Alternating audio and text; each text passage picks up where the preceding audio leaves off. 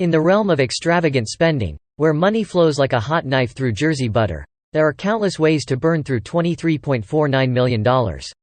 Just ask Prince Harry, the Duke of Sussex, who recently embarked on a journey to redefine his life, armed with a Bank of America Saver keycard and an Instagram post proclaiming his departure from the trappings of royal existence. Little did he know that freedom comes at a steep price.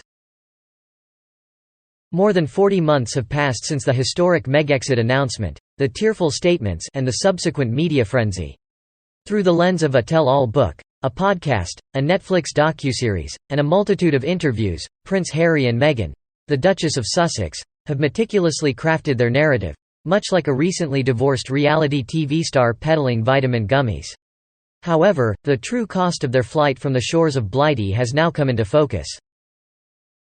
Drawing from figures reported by the reputable sources, the Daily Mail and Newsweek, the combined expenses of the Sussexes' relocation to the United States, along with Harry's ongoing legal battles in London, appear to tally at a staggering $23.49 million. It's important to note that this estimate assumes a triumphant outcome in court for Harry. Should he face defeat, the financial toll could soar beyond $50 million, a price that could easily fetch 2 Picassos. While interest rates and inflation plague the common man, Harry and Meghan present their California dream as the epitome of normalcy, a life filled with children riding bikes, idyllic hikes, and leisurely strolls on the beach with their furry companions. Yet, this veneer of normalcy comes with a price tag far from ordinary. Even in 2020, their annual expenditures, encompassing mortgages, security, staff, travel, clothing, and food, amounted to a jaw-dropping $6.7 million AUD, $18,331 per day. The numbers speak for themselves, leaving us in awe. In their hasty departure from London in 2020, it appears that the Sussexes overlooked the financial consequences. The reality of having to shoulder their own expenses seemed to catch Prince Harry off guard. In a candid conversation with Oprah in 2021, he lamented, "My family literally cut me off financially," expressing his surprise at the abrupt end to their taxpayer-funded protection.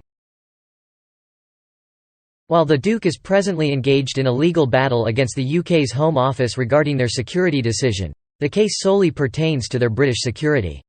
Regardless of the outcome, it is probable that they will still have to bear the expenses for their bodyguards in the United States. Employing large, stern-looking men in suits who appear to lack necks and the ability to smile does not come cheap. According to estimates from the Mail, the cost of their security amounts to slightly over $5 million per year. Additionally, there is the matter of their mortgage, a concept that I assume Meghan had to explain to Harry using various documents, a marker, and a few flashcards. In June 2020, they acquired an enormous Californian estate with a faux Tuscan design, boasting nearly twice as many bathrooms as the remaining working members of the royal family. Yes, seriously. The Mail had previously estimated their repayments to potentially cost them around $730,000 per year. This must have been quite a shock for Harry, as until the age of 35, his accommodation had always been taken care of by his father or grandmother. However, it is important to note that these figures were calculated when the couple initially purchased their estate in 2020. Merely possessing a title does not grant a duke immunity from the impact of inflation. Recently, Richard Eden reported that their property tax, equivalent to council rates, has escalated to $222,519 annually. Next, we have Harry's ever-increasing legal fees in London, which continue to accumulate. The 38-year-old is currently involved in 3 separate court cases against publishers from Fleet Street, concerning alleged historical phone hacking. Additionally, there is the separate legal dispute with the Home Office regarding the loss of the family's official security. In the best-case scenario, where Harry emerges victorious in all instances, it is estimated that he will have spent approximately $3.4 million, according to UK lawyer Mark Stevens, as reported by Newsweek. Stevens has stated that regardless of whether the Duke wins some or all of these cases, he will still end up with a net loss because even if you win, you never recover 100% of your costs. Regarding the upcoming Mirror case alone, Stevens commented, "So, even if he wins, he will be spending £200,000, approximately $380,000 AUD, per week over 6 weeks. That's equivalent to another Netflix deal, isn't it? Essentially, he has taken the Netflix money and gambled it all away. Now, this is where the buts come into play. Yes, they have secured numerous lucrative deals. They have tens, if not hundreds, of millions pouring into their bank accounts at a pace that even a duchess can't keep up with, even when spending it on extravagant diamond pinky rings. She already possesses one, adorned with gifted diamonds from the Middle East. However, the devil resides in the details, and there are certain details that remain unknown. For instance, how much of the reported $150 million value of their Netflix deal have they actually received? The Times previously reported that agreements of this nature between prominent figures and streaming platforms often involve a significantly smaller annual retainer, typically ranging between $1.5 million and $3 million, with additional payments based on their subsequent projects. According to The Sun, they will no longer grace the screens to share tales of their melancholic royal lives, as there seems to be nothing left to say. Their work with Netflix thus far only includes a 6-part series, and the only other confirmed project is a documentary centered around Harry's Invictus Games.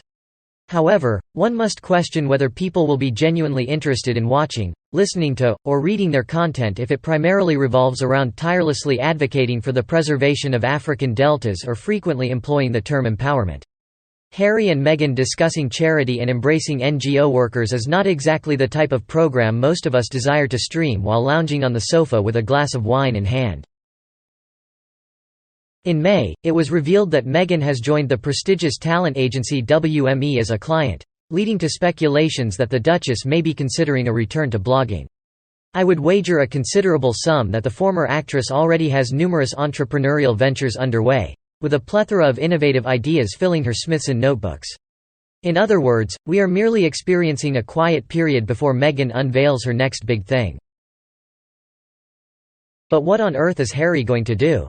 Perhaps he will follow the footsteps of Tony Blair and Bill Clinton, attempting to earn a fortune by delivering high-priced speeches ranging in the 6- to 7-figure range. However, there lies a significant hurdle. Blair and Clinton were former leaders of the free world, whereas Harry is a man who served in the military and then worked for his grandmother. Will esteemed financial institutions like Deutsche Bank and UBS be genuinely interested in paying substantial sums to hear him discuss his personal struggles with mental health? The time his older brother, the meanie, broke his necklace? Or how unfair it is that he doesn't get to experience standing on the Buckingham Palace balcony as well. The big question, worth $6.7 million, lingers between Harry and Meghan. Can they continue capitalizing on their royal connections? Recent polls indicate that Meghan has once again gained a positive public perception after 6 months. Daniela Elser, a seasoned writer, editor, and royal commentator with over 15 years of experience, suggests that now might be the opportune moment for the Sussexes to seek solace in indulging in some Tim Tam treats or have their housekeeper start purchasing them in bulk.